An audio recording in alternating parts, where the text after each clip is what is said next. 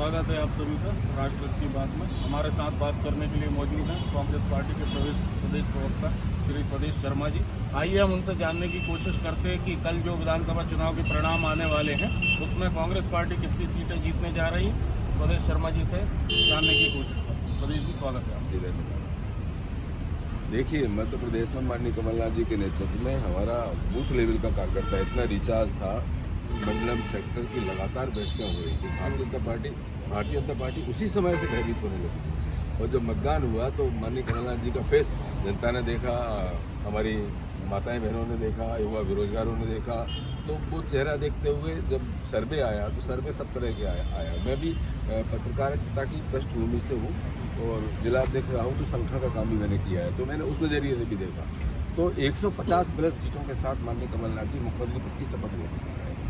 कल जैसे कि कमलनाथ जी का एक संदेश भी अपने कार्यकर्ताओं के नाम वायरल हुआ, जिसमें उन्होंने सर्विस के फर्जी होने की बात कही है और कार्यकर्ताओं से मनोबल बनाए रखने और अंतिम समय तक काउंटिंग पर निगरानी रखने की बात कही। तो क्या ऐसा लगता है कि जो अभी इसके एग्जिट पोल आए उससे कांग्रेस पार्टी थोड़ी भयभीत है, या फिर ऐसा कुछ भी नहीं? देखिए, एग्जिट पोल जो था वो एक तरह से पेड एग्जिट पोल था, जिसके साथ भी सामने आ गया। आपने देखा होगा कि देश के बड़े चैनल के अंदर स्टूडियो का वीडियो वायरल हुआ और मैं समझता हूँ वायरल उन्हीं ने किया ताकि हम पर आरोप ना आ जाए। तो भाजपा इस तरह की हथकंडे अपना भी रही है। चलती हुई सरकारें गिराना मध्य प्रदेश में एक सबसे बड़ा प्रमाण है। माननीय कमलनाथ जी की चलती हुई सरकार गिराकर मुख्यमंत्री बन बैठना, ये सबसे बड़ा उदाहरण है कि आप लोकतंत्र के हत्यारे हो।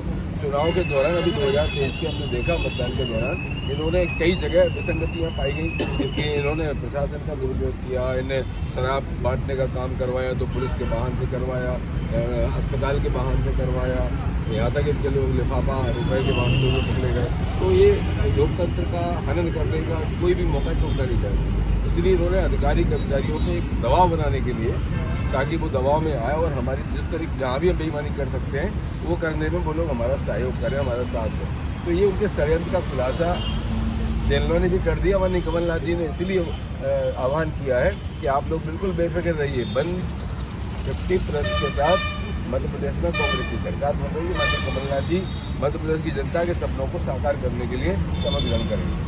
एक अंतिम प्रश्न है कि जिस तरह से वर्तमान में पटवारी भर्ती में बहुत बड़ा घोटाला सामने आया और पीएससी जो कि सबसे मुख्य परीक्षा होती है किस स्टेट की, उसमें भी गवर्नमेंट नियुक्तियां नहीं दे पा रही वर्तमान भाजपा सरकार। तो क्या हम ये या जनता ये उम्मीद कर सकती है बच्चे की, यदि कांग्रेस की और कमलनाथ जी की सरकार आती है तो आप जब सत्ता में आएंगे तो दोषियों को दंड देंगे और जो निर्दोष हैं, जो मेहनत करके किसी पोस्ट पर सिलेक्ट हुए किसी एग्जामिनेशन, तो उनको नियुक्ति देगी, उन बच्चों का सपना साकार होगा?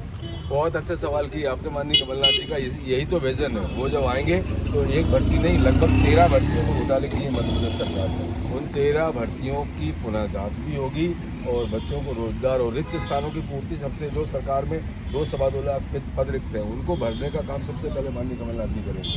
कमलनाथ जी ने ओल्ड पेंशन स्कीम का काम लागू करने का भी काम करेंगे। माननीय कमलनाथ जी ने जो वचन दिए, जो गारंटी दी है अपने कार्यकाल को समाप्त होने तक, मतलब 5 साल में, ये गारंटियाँ पूरी करेंगे तो करेंगे। पूरा बजट पत्र पूरा करने के बाद जो बीच में और समस्याएं आएंगी उनको पूरी संजीदगी के साथ संज्ञान में लेंगे और उन पर काम करेंगे। लाडली बहनों का कोई इम्पैक्ट लगता है? लाडली बहनों को तो हमारी OPS ने खत्म कर दिया है, क्योंकि लाडली बहना 18 साल से कहाँ थी, माननीय मुख्यमंत्री हो रही थी। लाडली बहना अगर उस समय याद आ जाती तो बात नहीं। अब चुनावी इवेंट करने के लिए आपने प्रलोभन देने की कोशिश की, हमारी माता बहनों ने समझाया और नारी सम्मान योजना को माननीय कमलनाथ जी जो लागू करने वाले हैं उसको पूरी तवज्जो दी है, उसको ध्यान में रखते हुए वोटिंग हुई है। बात करने के लिए बहुत बहुत धन्यवाद आपका। बहुत बहुत शुभकामनाएं। बहुत बहुत धन्यवाद।